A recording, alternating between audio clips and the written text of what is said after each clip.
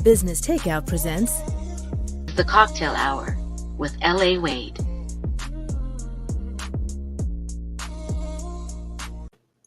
What's up, everybody? Oh, you digging my theme song? I was digging the opening. Yeah, I was just bouncing a little bounce. I'm telling you, people are sleeping on my theme song. I love my theme song.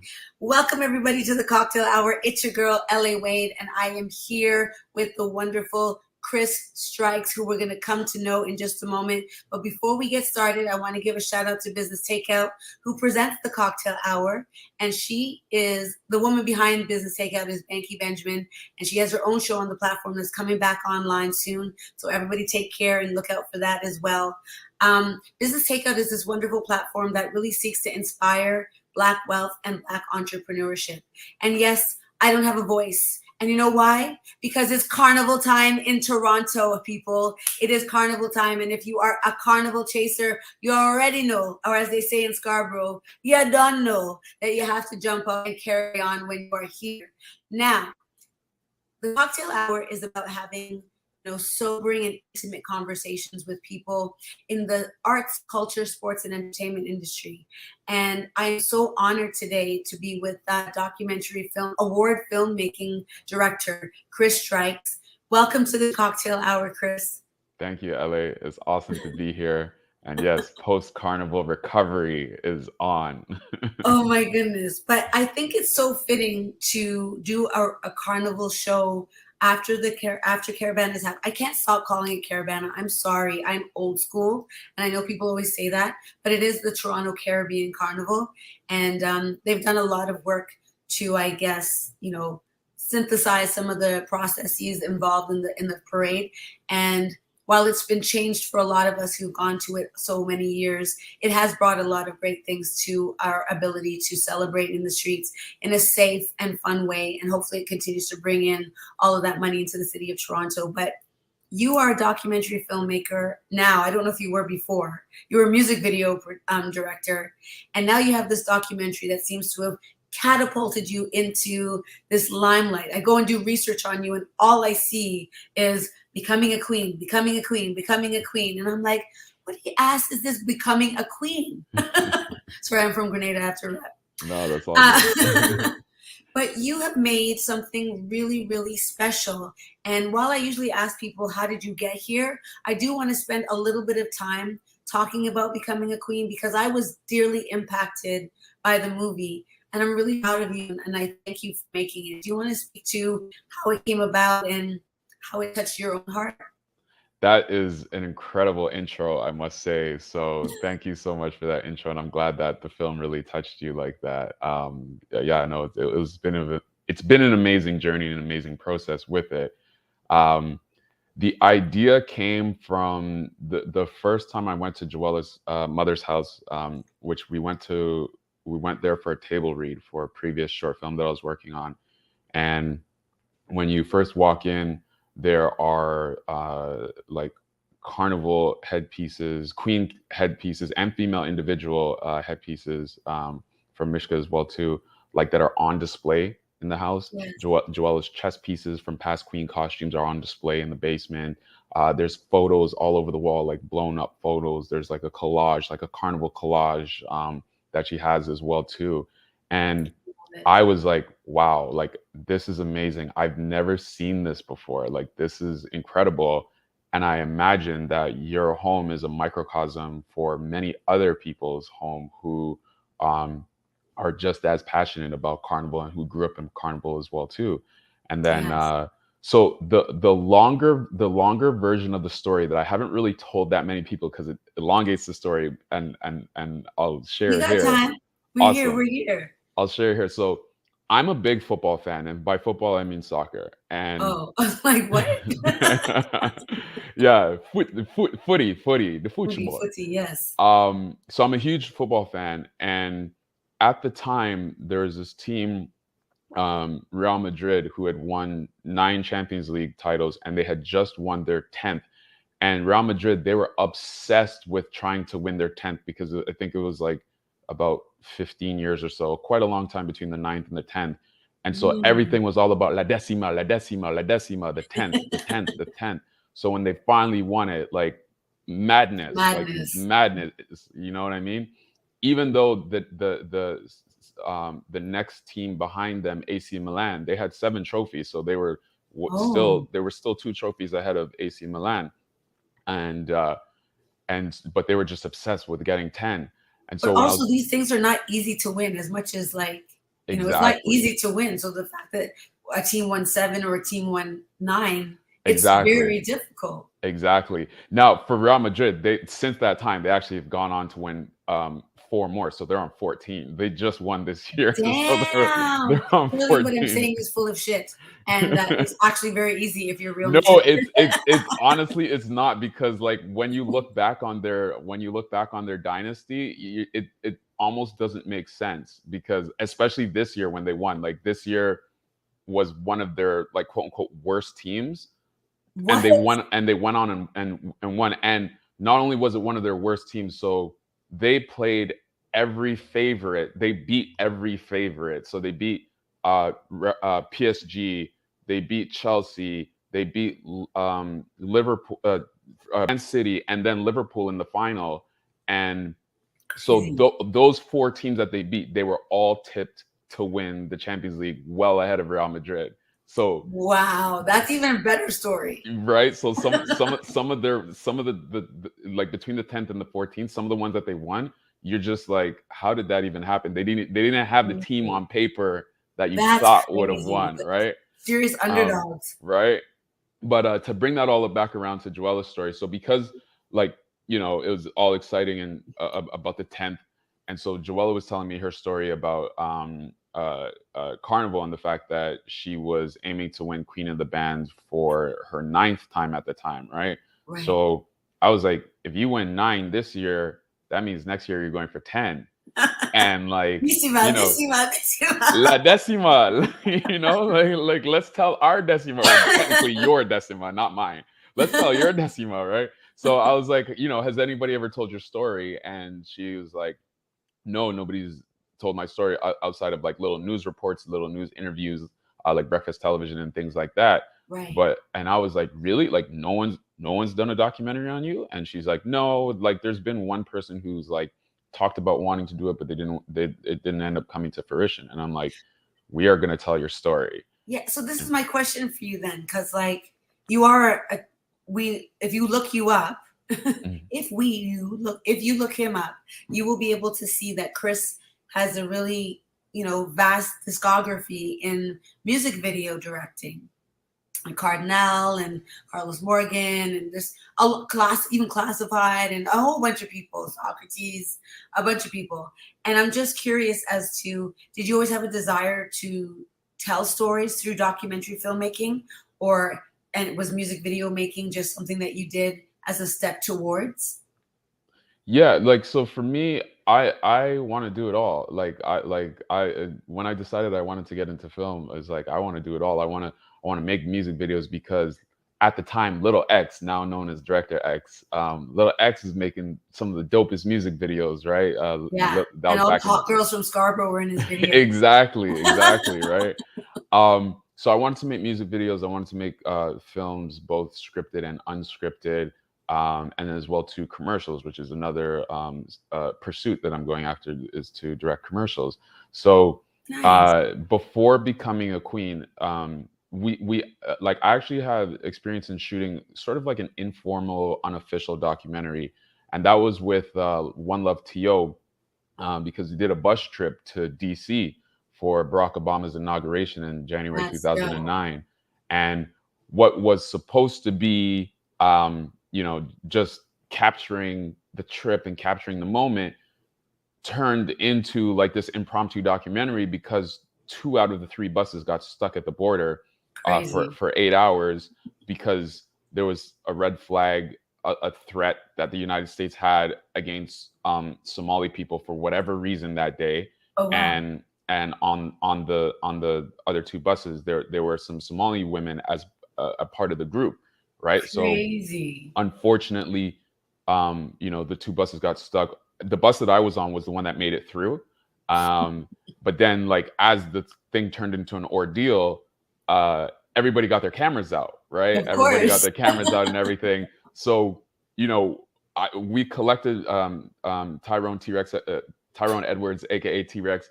We collected all the footage, and Brian Brock as well too collected all the footage and got me the footage. And I was like, yo, like we could probably do like a film here, because this is like a whole, like on the day that's supposed to be the most celebratory thing, on the day that like the first Black president of the United States is in office, like here we are still dealing with this racism at the border. Yes. Right. So we had the opportunity to do like an impromptu documentary. It screened at the Isabella Bader Theater in a private event. Media came out, so it was a really cool experience. Really great night. And then from there, like, you know, I'd been involved in other short documentary projects, the Black Experience Project, and then what's the other one? Hair Story.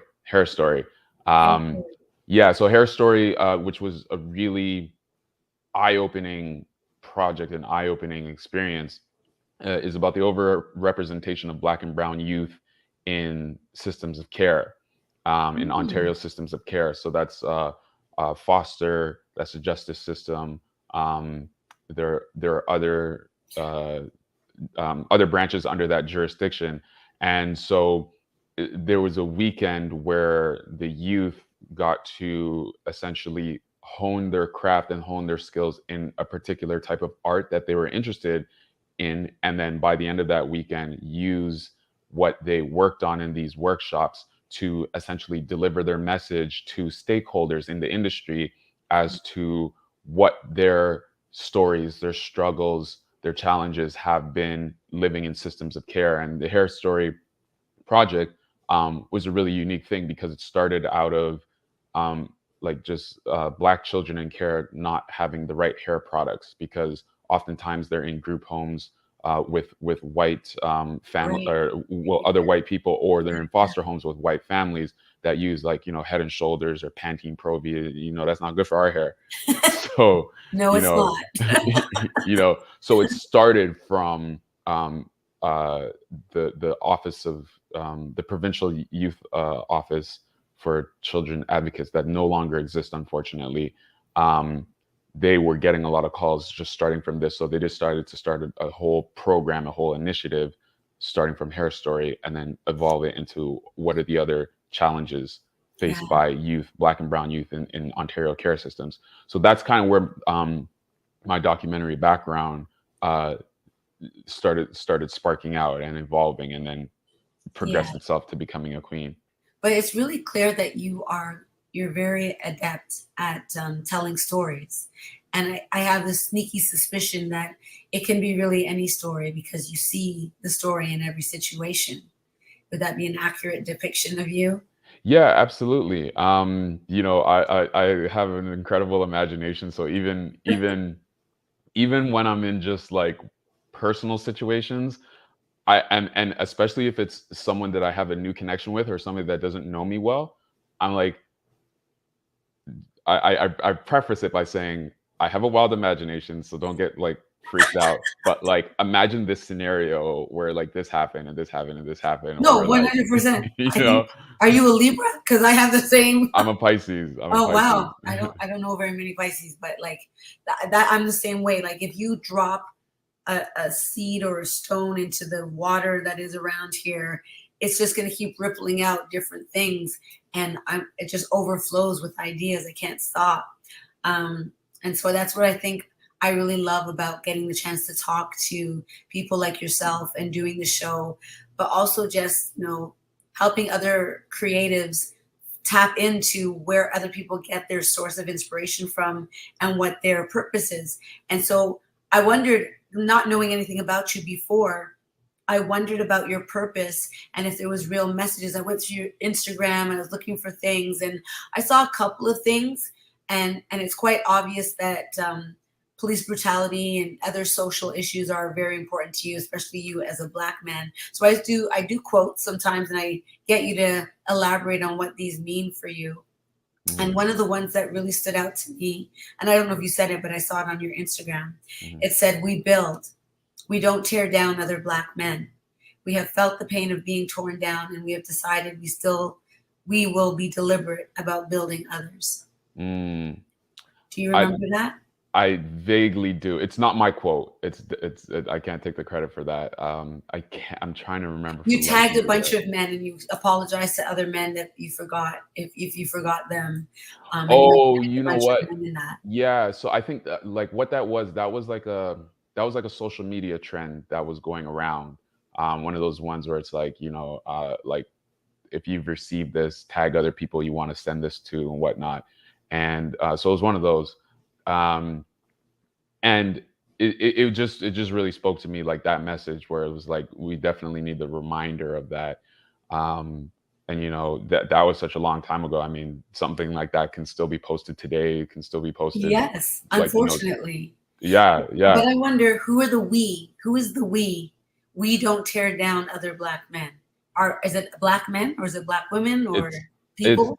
I took it as black men, but it can definitely be expanded to black people as a whole. And to be honest with you, it can be expanded to everybody because Exactly.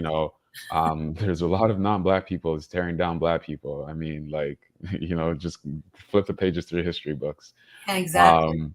Um, but yeah, no, it was a very powerful quote, and it was just one of those things that I really wanted to pass on to my brothers and share with them, and one of those things that I want to let them know that, like, I appreciate you in this way, and I appreciate, like, wanting to see you rise and help you build and whatnot. Yeah, So, mhm. I like that a lot. I also saw something where it said something about fighting the power comes at a cost. To better support today's activists, take a lesson from history. And that stood out to me for you as a filmmaker, because I was like, oh, maybe, there's a lot of that in why you do.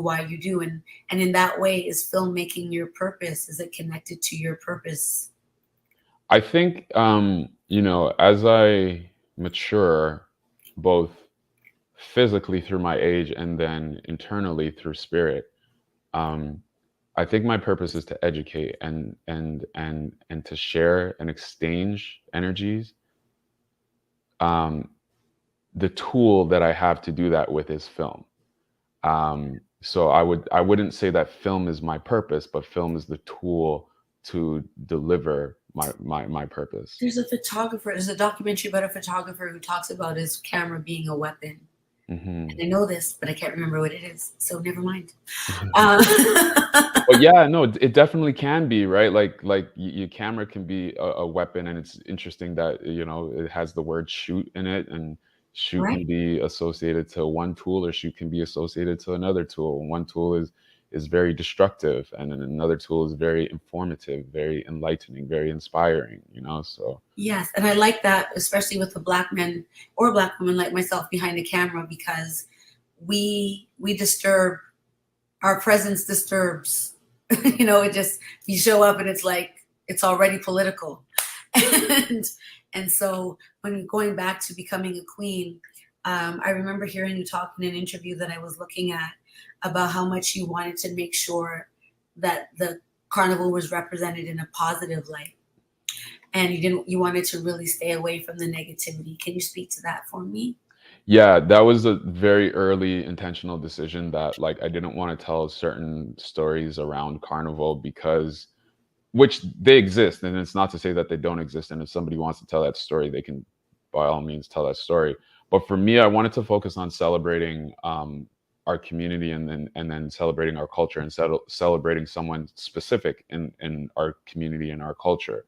Um, to go back to the question of purpose, one of the purpose of, like, energy exchange is to celebrate, is to uplift. And one of the things as well too, that's really interesting, or that was really interesting in this journey, was um, there were a few people, a few decision makers or prominent people in the industry who wanted to see the negative sides of carnival. Um, Were they I, just, what were the negative sides? well, just like so, carnival has a history of violence. That happens at the festival, or there's the history of, like, money mismanagement, or Oh, I you know see. Yes, e- those e- aspects. yeah, even just the fact that we call it carnival now versus caravana, like, that's a whole drama in itself, right? I um heard that this year. yeah, that's a whole drama in itself, because just to go on the history a little bit, Caravana was essentially taken away by the city and then rebranded as Toronto Caribbean Carnival, and I think Scotiabank first, but Scotiabank Caribbean Yes. Carnival. Yeah. So, and the reasons why it was, you know, taken away, like that was a whole drama, it was a whole like lawsuit and things like that and stuff like that. And that's why, like, you know, officially when you're in official spaces, and it's funny because whenever I hear John Tory at a presentation for Carnival, for any viewers outside of He Toronto even that says don't know, Caravana. yeah, he always slips up and says Caravana. And so just any viewers outside of Toronto who don't know, John Tory is our mayor. He's been our Right. mayor for, I don't know, feels like forever now. But he often slips up, even still, like this year at the I was at the presentation. launch too. I saw. I heard him He do it. still slips up and still says Caravana. And, you know, it's unfortunate for these types of things that we actually can't call it Caravana anymore, or like officially can't call it Yes. Caravana anymore, because Carnival is a very general term that, like, you know, it could be in a Brazilian context, it could be in a European Yeah, I context. find it misappropriates what the spirit of Caravana was to be for our community here. And Caravana referenced Toronto, right? Like Yes. nowhere else called Carnival Caravana. So that's the unfortunate thing, where it's like I remember even Ludacris has a line in the song about Caravana, and I think maybe even T-Pain as well too, if I'm not mistaken. But What? Ludacris has a line in Pimpin' All Over the World about Caravana as well too, right? Crazy. So, but just to bring it back to the positive sides of it, so those are all stories that can be told. But for me, I really wanted to focus on like celebrating somebody in our community, celebrating our culture, and as well too bringing understanding from the outside world into Carnival, why we do this, because a lot of people still look at Carnival and don't understand it, right? They still look at it and they don't understand. Like they're like, oh, it's cool. There's nice costumes and whatever, but like I can never like be in those skimpy costumes, or I can never whine like that. Or even on the flip side, some people, particularly men, just like, yo, we're going down on Lakeshore for the gal them, like, you know what I mean? Definitely. So, and I saw a lot of that. Right. And like there's an energy to, there's a purpose to this. There's an energy to this. There's a story or stories to this. So I think the more people understand that, the better, because also too, there is the issue of like storming that I know Carnival's spent years and years trying to deal with, and trying to like get people to respect the mass as well too. Yes. It was in your documentary where I was listening to somebody was talking, I think it was Joella that was talking about it being seen as an arts and craft type thing versus like fine art. She has a fine arts degree or something like that. Yeah. I remember that. That stood out to me also when she mentioned that. The documentary was very well done, and in the spirit of what we're talking about, for those entrepreneurs and up and coming filmmakers, I wonder about how important a documentary filmmaker to remain biased during the filmmaking process versus being like what's the difference between like a journalistic, scientific, I guess, endeavor of what you're unraveling and what you leave out, what you leave in. How, in the same way of like fine art or craft, like what are we actually doing when we're doing documentary filmmaking? I mean, I guess it just depends on what you're trying to do with the story when you first decide you want to tell it, right? Specifically with becoming a queen, I decided that I wanted this to be like following Joella, like following her process. One of my inspirations that I modeled this film after is the I Am Bolt film, where I saw that one too. Yeah, and I remember the first time I watched that film, it was just really profound on me, where it's like just following Usain Bolt and seeing like his process, seeing just stuff of him just lying down. And like chilling on the couch and whatever, and you know, and the conversations that happened amongst him and his people. The mundaneness of greatness. Yeah, exactly. Meanwhile, you still have these outside voices to say like he's the fastest man ever, or like wow, he's such an influence on Jamaica, and like every like, you know, the people, like he represents the people now, and all that stuff, right? Yeah. So I took that sort of structure with with I can becoming a see it. queen. Yeah, because I See it. really love how that film celebrated Usain Bolt. Um, you know what I mean? It really celebrated him, and it there wasn't, outside of like the Justin Gatlin sort of Yeah, yeah. storyline. There wasn't really too much like There wasn't conflict, controversy. or it wasn't controversial Yeah, and things like that, right? So and I like that. I appreciate that. yeah. Um, But at the same time, as a filmmaker, you do have to try to make it interesting, and those kind of things do come into play in your filmmaking, not in your filmmaking, but in that way of filmmaking. And when I think about what you just said about the way that they had to pin them against each other, and then I think about Joella and Selena, um, and how people who weren't a part of the process of making the film can do very much what they were doing to Bolt in terms of putting that pressure on him, and commercializing his experience of his very, his gifting of being the fastest man, but then and then him just being a regular person, to the way people were putting it on. And when Joella said in the film, I quoted her here, when I started to win more, I felt unwelcomed. mhm. And she said something about wanting to share in her win, sharing her win, but she couldn't because of that other factor. And Yeah, so that became the teasing. But it was, I mean, even in that, it was almost like an internal dialogue that maybe we're all having with ourselves. It wasn't really something that our community was doing to her, or, we all have that drive to be competitive, yeah, yeah. and everybody wants to win, Exactly, exactly. right? And yeah, there's like maybe like a little bit of loneliness, like Oh, I saw that. as you get into as you become more successful, right? Um, we've heard rappers with some variation of the line, it gets lonelier on top, Yeah, right? Or yeah, if you want to bring the racial component to it, Jay-Z talks about, the higher I go, the fewer blacks there are, yeah. right? No, it's true. So yeah, It's true. so But like, even still, like, our spiritual journeys are to return to one anyway, right? Right. mhm, So their ascension to the top is really their amalgamation with source and purpose and what they're supposed to do. At least that's what it looks like to me. And that's what we're all searching for.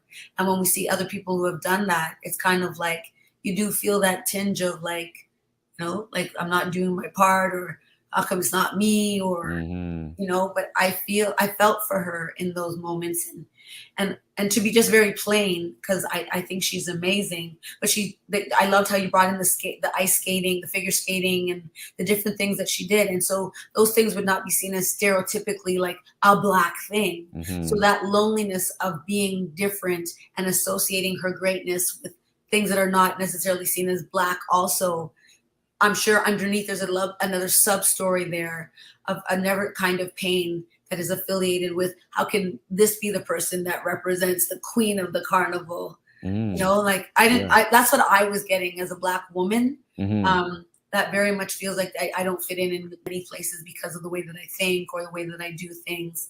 But I was so proud of everything that you guys did in that. Um, Another thing about that movie that was really cool was when Kenny said that carnival is an expression of my ego.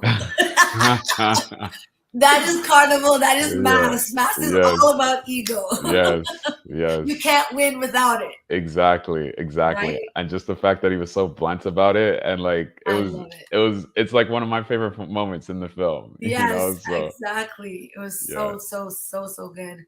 Um, I'm really glad that you made that film. But outside of that, like, we really need to know who you are. You Mm. know, how did you get here? Where did you go to school for this? Where did it start? When did you first pick up a camera and be like, kind of dope at this? Yeah, yeah, yeah. So, so the story go. Uh I used to mess around with my mom's camera, just it being the gadget in the house, and like taking pictures and stuff. And before I even really like knew that that was a profession or could be a profession, I also used to draw as well too when I was a kid. I used to draw and paint a lot, sports figures, comic book characters, stuff like that, cartoons.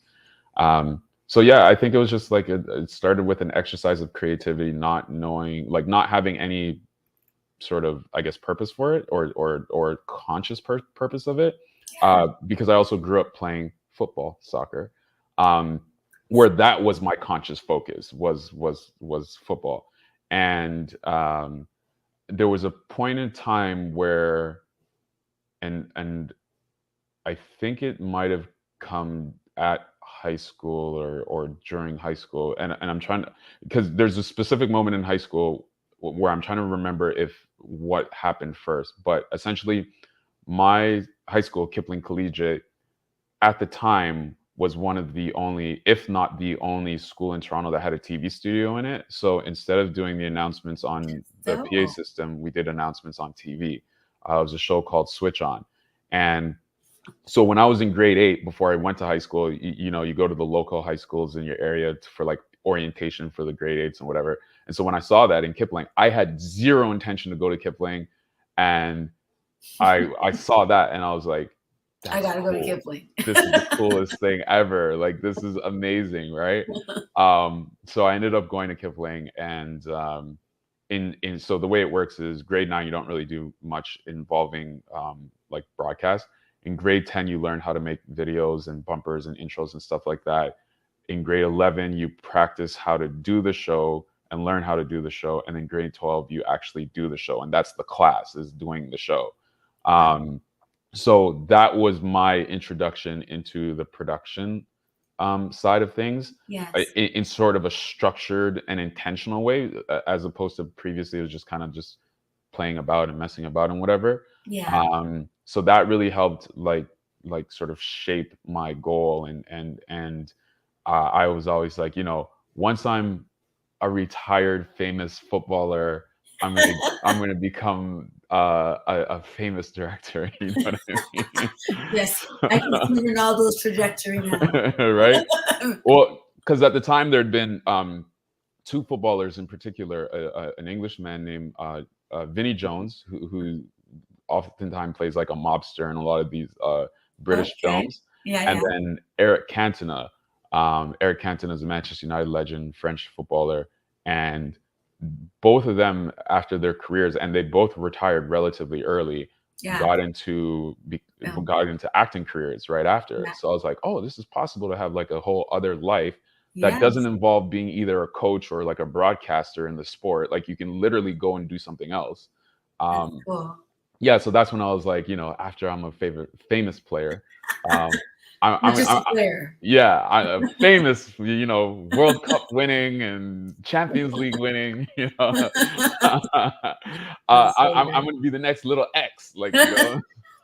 You are the next Chris Strikes. What are you talking about? X has a very specific way of doing what he does, and he's amazing, and he's like our breakout guy. He's like our Drake of the film world. Exactly. Right? Exactly. Yeah. But like, a lot of people that came from Toronto that go to the States and do a lot of great things have gone on to do great things, but not necessarily on a mass scale. So are you looking for mass, or are you looking for independent? You know what? I'm looking for I would say a mixture of both. And actually the sort of model career that I have, like, now that I've been in the industry and whatnot, and not just like pipe dreaming of like, I'm gonna be the next little X, right? Because that's a whole nother trajectory. But that was just, you know, my I know. 15, 16-year-old self. Of course. But I really love the projection of Spike Lee's career. Oh yeah. Because Spike Lee did music videos. He did some of the most notable commercials back in the day as well too. Spike Lee directed one of my all-time favorite music videos, which is Michael Jackson, "They Don't Really Care About Us," the version that they shot in Brazil, because that was the first time I saw Brazil outside of just, you know, nice yellow, blue, and white football uniforms. You know what I mean? And being on the pitch, that was the first time I saw images of Brazil, and I was like, oh, it looks so much like Jamaica. And and then he got into doing film and independent film. I think he did 1 or 2 studio films as well too. And then also he did documentary. he sits courtside at the Knicks games and stuff like that. So like, you know what I mean? Like he's yelling at Reggie Miller and stuff. So, I can see that. I can see that with when you even saying that you wanted to do commercials and whatnot. Spike Lee is really unique in that I read where he talked about being really inspired by theater. Yes. In the way that, and I could see that with School Days. It's very much like West Side. Like it's, bringing this and bringing and the transitions in his work.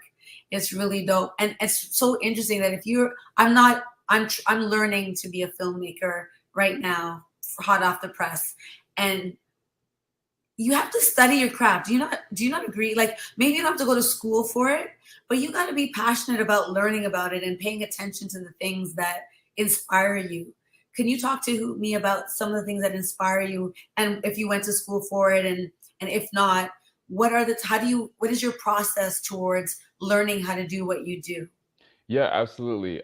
So I did briefly go to school, and then I dropped out because school was too slow for me. You want to just make it. Yeah, I wanted to just make it, and the particular program I was in at the time just wasn't developed enough. It was very much like a beginner sort of program, and there was things that were happening in it where I was like, what is What are this? we doing? What are we doing, right? So actually, funny story about that, just to kind of go off a little bit, because I it's cocktail hour. Hey, so that's right. We're lounging. I'm drinking water because I can't drink any more liquor after the That's all good. But I had dropped out of college like after about a year and a bit, and but I didn't tell anybody. I only told 2 people, and the only 2 people that I told were the 2 people that needed to sign off on me dropping out, and which was the dean and the assistant dean. And they were like, why do you want to drop out? Like you're one of the best students I've seen since being at this school. And I'm just like, well, it's just not fast enough for me and all that stuff, right? Or it's just too slow for me. So I didn't tell anybody, didn't tell any of my friends or anything like that. And the reason why I did that was at the time I was saving up to buy my own iMac and editing software and stuff. So because I didn't have access to that at home, I would just go overnight to school because the computer lab had 24-hour access, and they didn't cancel my card yet. My card kept working for like a whole like year and a half after. So Crazy. I would go like late night and like learn how to edit, and like even would have like projects where I'd shot them and then bring them to school. I remember like shout out Taj Crislow, Maximus Entertainment. I was shooting his parties back in the day, and like we had editing sessions in my school. That's so dope. You know what I mean? Oh my gosh, I need Taj. I want to interview Taj because he's been connected to X and that whole scene on the peripheral way. Yeah, they came up together. He needs to get his flowers, man. Yeah. He needs to get his flowers. Taj is definitely somebody that needs to be celebrated in the city, in the country. You know what I mean? In the industry. But yeah, so like I hadn't told anybody that I dropped out, and people slowly started catching on because sometimes I'd be there overnight to all up to like 8 a.m. where the next class is about to start. And then it's like, oh shoot, I gotta get out of here before I get caught. And then like sometimes like people would see me be like, hey, what are you doing? Like, I haven't seen you in a minute. How come you're not in class? And I'm like, yo, man, I just, I'm busy working, like, And after a while, people eventually like caught on and whatnot.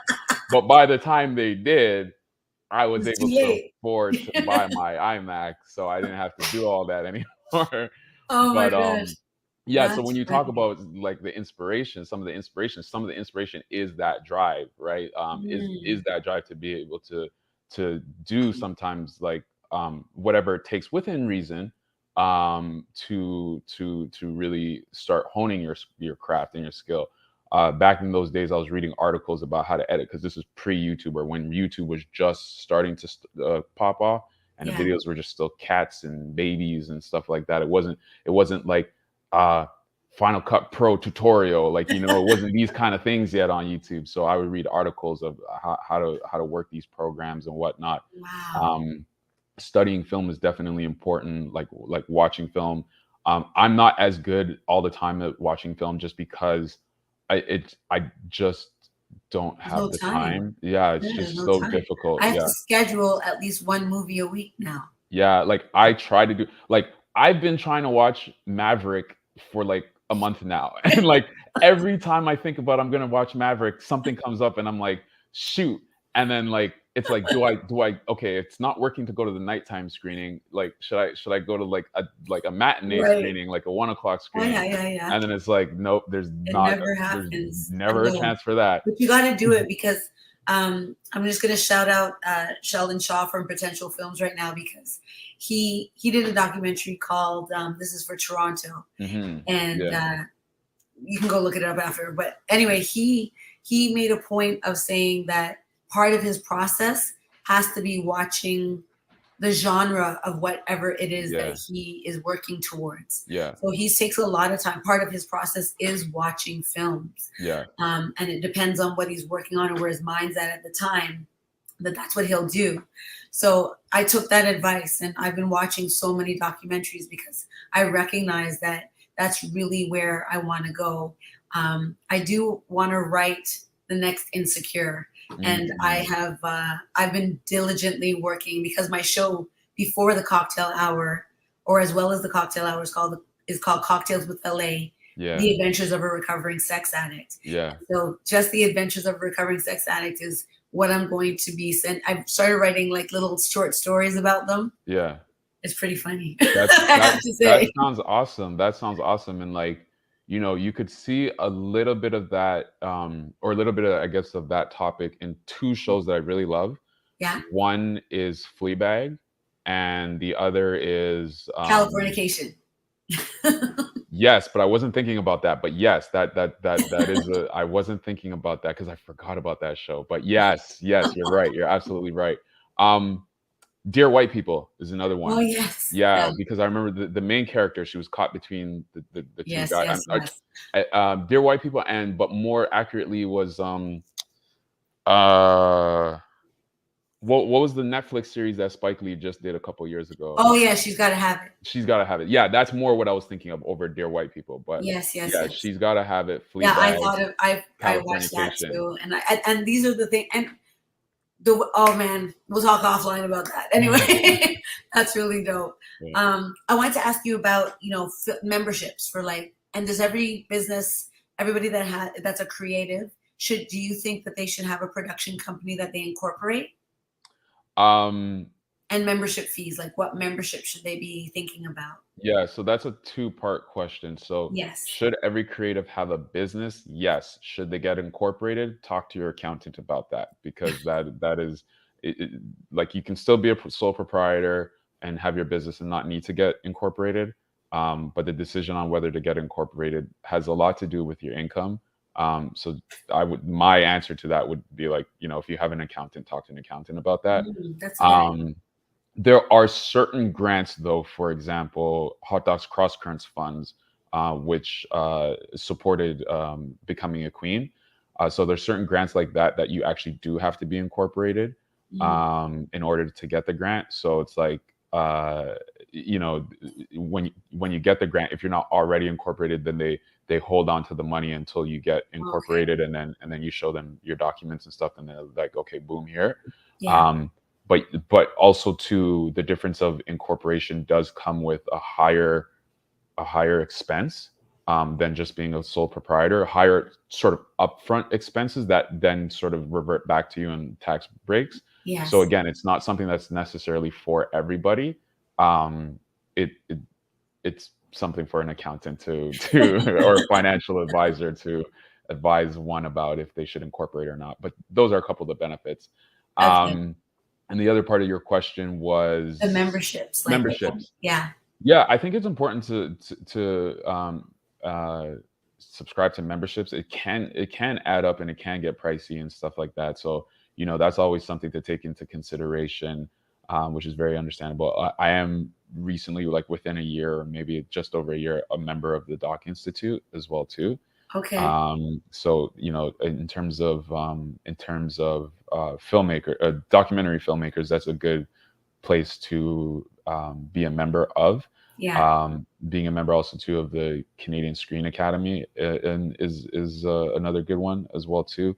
And these programs, these memberships or these bodies, organizations, they do come with a lot of benefits in terms of like workshops and seminars, and then give you the scoops of different grants or different programs, incubator programs and stuff that help develop your career and develop your craft and stuff like that. So there's a number of these different memberships. BSO is another one, a new one that just popped up, or newer one, I should say, Black Screen Office. Nice. To learn about all things Black going on in the Canadian film industry, film and television industry. So yeah, these memberships are important to look at, not just for personal development, but also too as a place of community of where you can ask questions, where you can meet people, network with people once they start doing more in-person things, but even online as well too. So that's great. That's great information. Give me one lesson that was the hardest one you've had to learn, like a mistake that you learned during your filmmaking and what you did to recover from it. Ooh, wow, that's a good question. That's a really great question. I think so I wouldn't call this a mistake, but it's something that so many people advise against, but I wouldn't call this a mistake because it depends on your mindset. But I'll just say a lot of the times, or conventional wisdom or old school wisdom is like, never use your own money into your film projects, right? Yes. Which 90% of the time I would agree with, right? But if I didn't add my own funds to my projects, Becoming a Queen wouldn't exist, right? We wouldn't be talking right now, right? So we might. Still made music videos. This is true. So that's I won't say a mistake, but that's something that I want to be able to limit more and more and more as I go through in my career, is just being able to use other people's money. Right? I mean, it's there. Exactly. Use other people's money, but I don't look at it as a mistake, but I look at it as one of those things that like people will be like, you shouldn't have done that. You shouldn't have did that. But it's like like Freddie Van Vliet says, man, bet on yourself, man. Bet on yourself.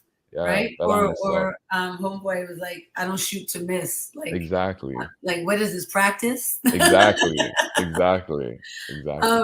Okay, second last question. How has filmmaking informed you in the type of man you are, or the type of man you want to be? It hasn't.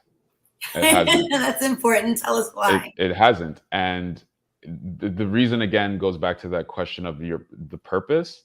Yes. Where like filmmaking is my tool, but like the purpose is to share and to exchange and to educate, right? So I think my spiritual practice has informed how I want to be as a man, as a person, as a being in this world. Film is a way that I can communicate that in a certain type of channel, but I don't know if I would look at film to say that film is dictating to me the type of person that I want to be.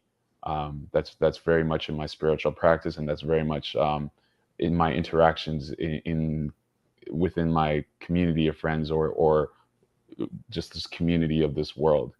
I love that. Okay, so the last question is, I always ask people this question, and it is, what do you still thirst for? And when I say people this, they really like undercut this. I'm talking about thirsty. Like, you were well thirsty for this thing, so you would almost do anything to have it. I was about to say water, because it's getting real hot in my apartment and I'm getting real thirsty right now. So as soon as you said that, I was like, man, I could use some water right now. Let me just take a drink right now and mind my business. Exactly, right? Exactly. What do I thirst for? I thirst to travel the world and to see more of the world that I haven't seen, to be able to hear more stories, even if it's a story that like I can't bring to screen. I thirst to just hear more stories from around the world. Go to corners of the world that my friends, my peers haven't been to, or that I don't hear too much from. One of my dreams is to take a 6 to 12 month sabbatical and just go through as much as Africa as I possibly can. Do it. Um, Do it. yeah. It's something that we've been talking about to potentially do for about 2025. I want to try to do it before the 2026 World Cup. Um, but yeah, to try to do like a nice, well-rounded backpack type of trip I think throughout you should tie it all or together most with of Africa. football. Well, actually, the very first time I went to Africa was for the 2010 World Cup. Amazing. And so that was very much tied to football. Like, and same thing with Brazil. First time I went to Brazil was for the 2014 World Cup. So I have done a lot of trips tied to That's what I'm football. saying. What Yeah, a great way to see the world other than through the eyes of the World Cup and going to the countries and their journeys towards it. exactly, So you can have exactly. that for free. Yeah, I mean, now that you're telling me that, I can go to Africa in a year where they're hosting the African Cup of Nations, because I think they do it every other Yes, year. yes, yes. Yeah, I've so heard that. Yes. they just had one but made up for last year. So I think the next one is supposed to be next year. Or I don't know, I'd have to look at the schedule. But that would be something great to do, to add to the trip, and whichever country is hosting it at that time, make sure that I can get to that country, um, and watch a few matches and stuff like that, and then just continue the journey throughout the motherland. So I really do, yeah, I just really like thirst to like just explore this world as much as possible, explore this God created earth, this Right? amazing magical earth, and speak to people, So talk to great. people. Hopefully one day I'll learn Swahili, and because that's You there's definitely can. yeah, there's a movement within parts of Africa where they're trying to have Swahili be sort of the continent-wide language. It's like a Really? yeah, it's like the youth, that like the next The generation. key Swahili is the Yeah, yeah, yeah. You know you mm. can take a course at U of T. I saw that. Yeah, I did see that. I did You see that you because can take I this was course at U looking of at, T. yeah, because in Africa they're trying to create like the similar kind of thing of the European Union, Yes. and I think sometime last year like about 25 countries signed this like economic Oh, agreement to have that's like dope. free trade and stuff like that between them, and then again, so there's this movement where Swahili has been a dying or a reducing language in a lot of the school systems, Yeah, and kids haven't really wanted to learn it, or a particular generation haven't wanted to learn it. But there's like a new generation that like wants to bring back Swahili and have absolutely. that be like sort of the continent wide language, because there's so many languages So across many. Africa. So It's um true. Yeah, I yeah. was just in Nairobi, so Swahili was definitely something that my ear was trying to pick up as much as possible. Mm, Chris, thank you so much for this spiritual exchange. How do we absolutely. reach you? Absolutely. So your viewers can reach me on Instagram. My personal Instagram is at Chris Strikes. And then we have the company Instagram, which is at Callowgrove Entertainment, which you see on the bottom of your screen. And then follow the film as well too, at Becoming a Queen, the doc. Highly So recommend. thank you, thank I'm you, so thank you. proud So of you. It's that's all so y'all dope can to keep have up. this documented. Big up yourself, Joella, and your sister Mishka. Like she's no slouch either. Yeah. And She was actually, killing it.